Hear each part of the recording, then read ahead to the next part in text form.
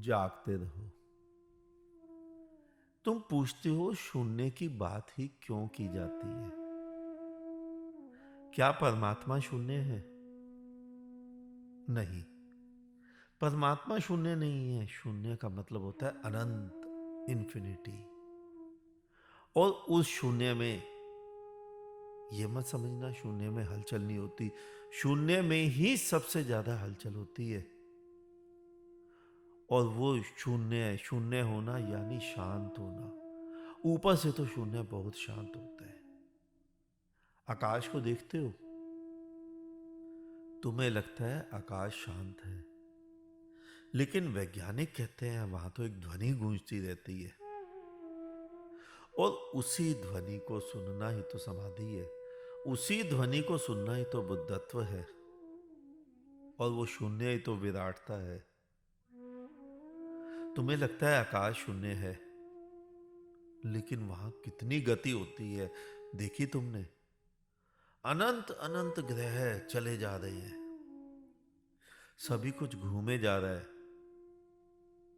वो शून्य भी शांत नहीं है। तुमने कभी उस शून्य की आवाज सुनी? कभी भीतर के शून्य जाकर भीतर की आवाज सुनी? कभी मौका मिले ना तो तुम जाना वहां जहां पर साउंड स्टूडियो होते हैं, साउंड गानों की रिकॉर्डिंग होती है। उस स्टूडियो में जाकर कभी महसूस करना। जिसने शून्य को कभी नहीं सुना होगा वो वहां टिक नहीं पाएगा। उस शांति में भी इतनी आवाज होती है। और यही शून्य बुद्धत्व का लक्षण है। जब तुम शून्य में जाते हो, जब तुम शून्य में स्थित हो जाते हो, तो उस सारी गतिविधियों, सारी आवाज को तुम पढ़ पाते हो, सुन पाते हो, देख पाते हो। इसी को बुद्धत्व कहते हैं। और बुद्ध पुरुष इसीलिए शून्य की बात करते हैं। परमात्मा शून्य नहीं है, वो विराट, वो अनंत। उसी में तो सब कुछ घटे जा रहा है। वो शून्य का मतलब खाली नहीं है। बुद्धत्व, बुद्धत्व तभी कहा जाता है कि बुद्धत्व काम है पागलों का। बुद्धत्व काम है आशिकों का, जिन्हें अकलमंदी का गणित ही समझ आता है। वो उस बुद्धत्व की बात ही नहीं कर पाते। वो उस बुद्धत्व को पागल मानते हैं। वो कहते हैं शून्य है, ये परमात्मा शून्य होने की बात करते हैं। नहीं, वो काम है, बुद्धत्व काम है आत्महत्या का। बुद्धत्व है छूत का रोग। अकलमंदों को इससे दूर ही रहना चाहिए। अकलमंदी का काम नहीं है ये। कुछ ऐसे, शून्य का मतलब कुछ ऐसे प्रश्न, कुछ ऐसी संभावनाएं, कुछ ऐसे स्तर जीवन के जो तुम शब्दों से समझ ही नहीं पाओगे, जो तुम्हें जाना ही पड़ेगा तभी समझ आएंगे। नहीं तो तुम दूर से खड़े होकर कह दोगे कि बुद्ध पुरुष, ये व्यक्ति, ये परमात्मा, ये तो शून्य की बात करता है, परमात्मा के शून्य होने की। नहीं, परमात्मा शून्य नहीं है। परमात्मा तो एक विराट है, लेकिन उसे वही समझ पाएगा जिसका मन नकली परमात्मा से, नकली भगवान से भर चुका है। बच्चे, छोटे बच्चे गुड्डे गुड़ियों के साथ खेलते हैं ना, आखिर एक दिन तो गुड्डे गुड़ियों को फेंक ही देते हैं। अब उन्हें असलियत के गुड्डे गुड़िया चाहिए।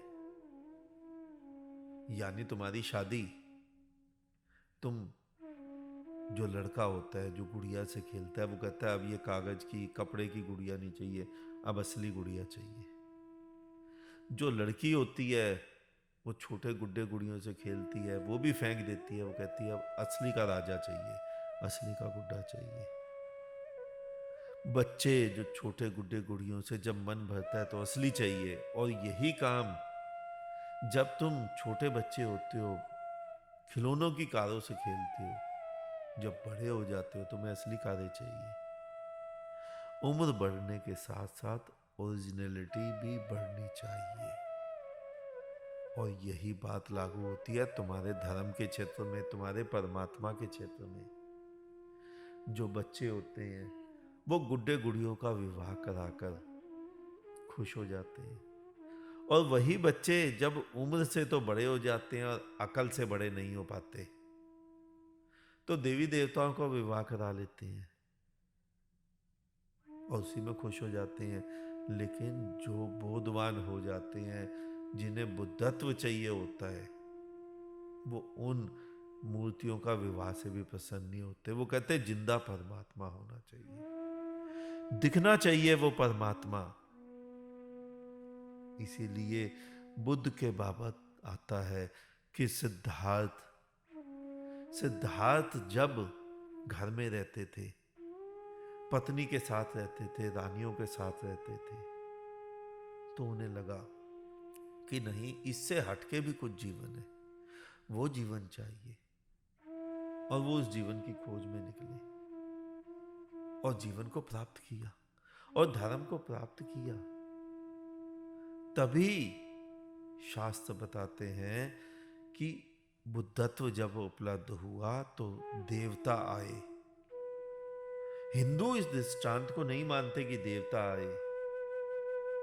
उन देवताओं से, देवताओं के आने से किसी व्यक्ति के आने का मतलब नहीं है। उन देवताओं के आने का तात्पर्य केवल इतना ही है कि देवता भी जहां पर अटके हैं, ये सिद्धार्थ, ये बुद्ध बनने के बाद व्यक्ति उस स्थिति को भी पार कर एक ऐसी अवस्था में पहुंच जाता है जहां शून्य है, जहां विराट है।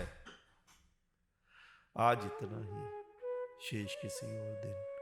अंत में चारों तरफ बिखरे फैले परमात्मा को मेरा नमन। तुम सभी जागो, जागते रहो।